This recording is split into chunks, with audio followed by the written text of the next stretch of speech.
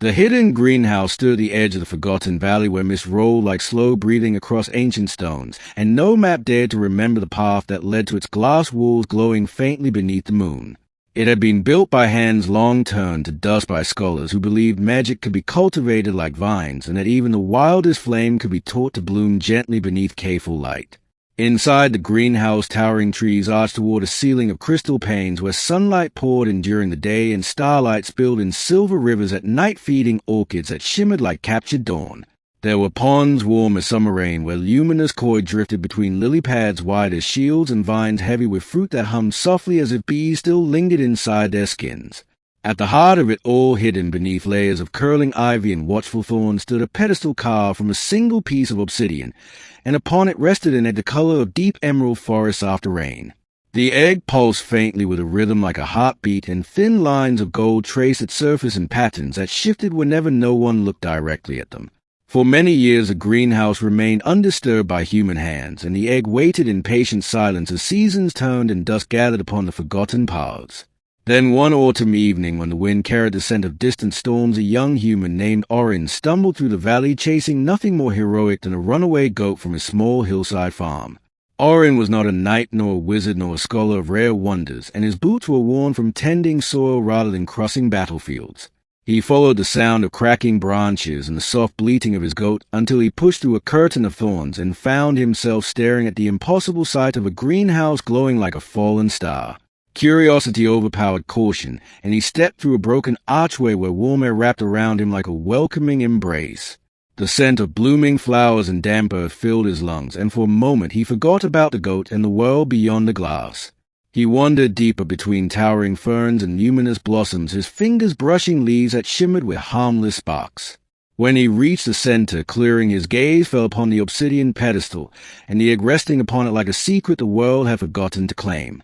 The air hummed louder here, and the golden veins along the shell brightened as Awakens approached, as if recognizing the rhythm of his footsteps. He felt foolish for speaking to an egg, yet the silence urged him to break it, and so he whispered that he meant no harm and that he would leave if it wished to remain alone. The egg answered not with words, but with a sudden crack that echoed like distant thunder beneath the glass roof. A line split across the emerald surface, and light spilled out bright and fierce, forcing Awakens to shield his eyes. When the glow faded, a small creature no larger than a barn cat struggled free from the broken shell scales glistening like wet leaves after rain. Its wings were delicate yet strong, veins of gold running through them like sunlight trapped in crystal, and its eyes burned with ancient intelligence far older than the valley itself. The dragon Hatchling lifted its head and looked directly at Awakens without fear, without confusion, as though it had known him long before its first breath. Awakens felt a strange warmth in his chest, not heat that burned, but a steady flame that steadied his racing heart. The hatchling stumbled from the shards, and instead of retreating into shadows, it walked toward him, tiny claws tapping against obsidian with soft, deliberate steps. Every story Awakens had heard spoke of dragons choosing no master and bowing to no mortal, while yet this small being lowered its head gently against his palm. The touch sent a ripple of light across its scales, and a mark like intertwined branches flared briefly on Awakens' wrist before fading into a faint scar. In that instant the greenhouse trembled as though ancient wards had awakened and acknowledged a bond sealed without ceremony. Outside the mist thickened, and distant howls rose from creatures drawn to the pulse of new magic stirring in the valley. Awakens knew nothing of destiny or ancient prophecies, yet he understood that leaving the hatchling alone would invite dangers it could not yet face.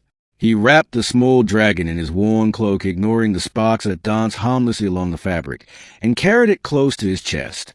The greenhouse doors groaned open as he stepped back into the night, and the valley wind seemed to blow around him instead of against him. Shadows shifted among the rocks, where eyes gleamed hungry for the scent of fresh magic.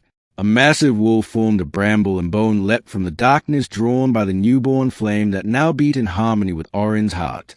Fear threatened to root him in place, yet the hatchling stirred and released a tiny roar that sounded like a distant forge awakening. A burst of golden fire erupted, not wild but precise, striking the bramble wolf and reducing it to harmless ash that scattered across the stones. Awakens stared at the small creature in awe, and the dragon gazed back with a look that seemed almost amused, as though saying this was only the beginning.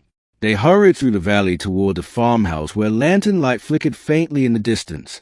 Behind them, the greenhouse dimmed slowly, its purpose fulfilled for now, as ancient glass reflected the retreating glow of the bonded pair. When Orin reached his farm, he slipped into the barn and settled the dragon within a nest of hay, whispering promises he barely understood about protection and companionship. The hatchling curled close to him, its warmth seeping into his tired bones, and for the first time in years Orin felt that his quiet life had shifted into something vast and unpredictable. Morning brought rumors carried by traders of strange lights in the valley and creatures fleeing the hills as if a throne long empty had been claimed once more. Orin kept the dragon hidden, though hiding such brilliance proved impossible, as sparks danced across the barn rafters whenever it laughed in its soft crackling way. He named the hatchling Soulmate, for its scales shone like captured sunlight, and its presence felt like the first dawn after endless night. Days turned into weeks, and Soulmate grew swiftly, wings stretching stronger with each sunrise as Orin learned to guide its flames away from dry fields and toward harmless stones. Yet magic once awakened cannot remain unnoticed, and word reached a distant order of dragon hunters who believed every scaled creature must be chained or slain. One evening, as crimson clouds stained the sky, armored riders approached the farm, their banners snapping like threats in the wind. Orin stood before his barn with nothing but a wooden staff and a heart unwilling to surrender the life that had chosen him.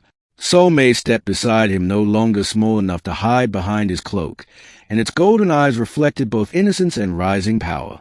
The leader of the hunters demanded the dragon, claiming it as property of the crown, yet Soulmate's wings unfurled, casting a radiant shadow that dwarfed the armored man.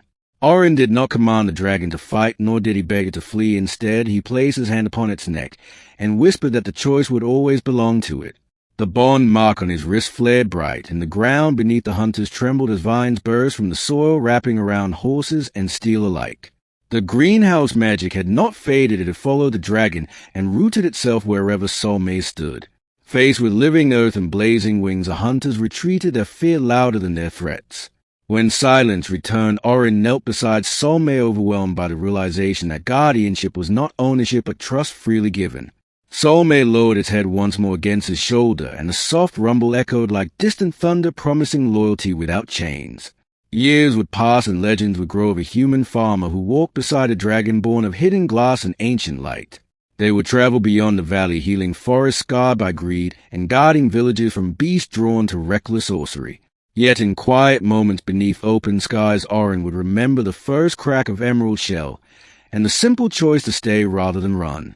For it was never strength alone that bound dragon to human, but compassion offered without expectation and courage born from ordinary soil. And in the ruins of the hidden greenhouse, new vines would curl around the empty pedestal, waiting for another egg, another soul brave enough to answer when magic called its name.